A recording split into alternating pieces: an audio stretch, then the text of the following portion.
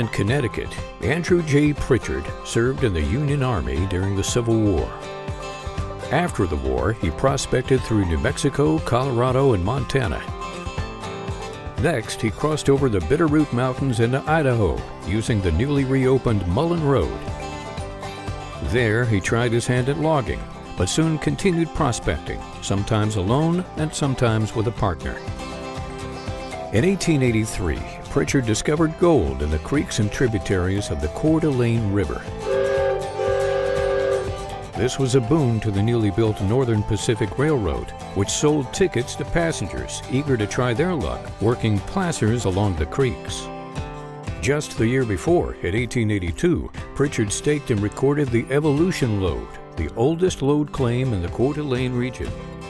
His success spurred others to discover and exploit veins of silver and lead, leading to the development of the mighty Coeur d'Alene mining district.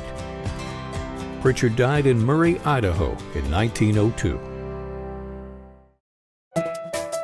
American civil engineer and metallurgist William H. Peirce and chemist E.A. Cappelen Smith developed copper converter technology that's still used today. Peirce finished his junior and senior requirements at Stevens Institute in 1 year and graduated in 1884, just before his 19th birthday.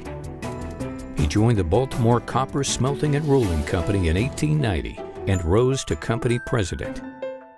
Smith earned a degree in chemistry from the Norwegian University of Science and Technology. He emigrated to the U.S. in 1893 and worked as chief metallurgist for Baltimore Copper Smelting and Rolling from 1901 to 1910.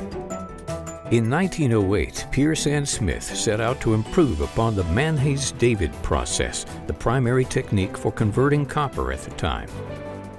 Their new design produced an exceptionally clean slag, lengthened the life of the refractory lining, and increased output from 10 to 2,500 tons of copper without needing to reline the converters. As of 2010, 250 Peirce-Smith converters were in operation, refining 90% of the world's copper. Medora Hooper Krieger was one of the most prolific geologic mappers of the 20th century. Born in 1905 in Ticonderoga, New York, Medora Hooper was exposed to mining at an early age. Her father, a grandfather, an uncle, and a great-uncle were all mining engineers. While pursuing a graduate degree in geology at Columbia University, she met doctoral candidate Philip Krieger. She put her studies on hold and married Krieger in 1931. Sadly, Philip died in an auto accident in 1940. Medora returned to Columbia and finished her dissertation. In 1944, Krieger joined the United States Geological Survey.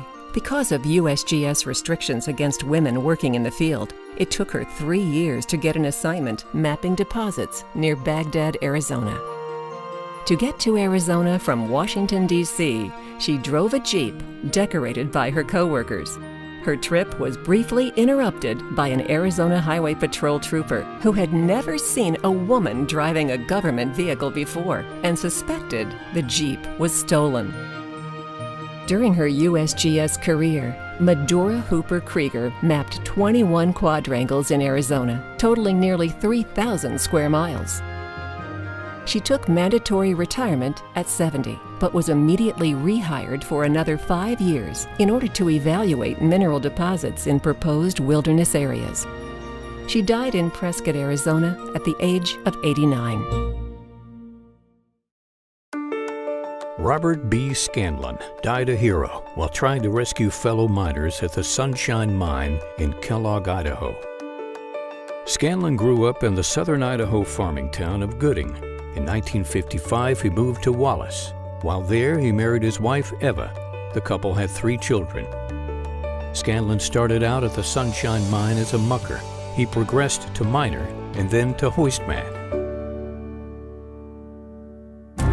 On May 2, 1972, Scanlan was one of the 2 hoistmen assigned to the number 10 shaft, a crucial escape route for miners working between the 3,100 and 5,600-foot levels of the mine. At noon, a fire broke out deep in the mine, and smoke began to fill the hoist room. Scanlan told his partner, who had respiratory problems, to leave. Scanlan stayed behind and gave his life while attempting to hoist the crew to safety.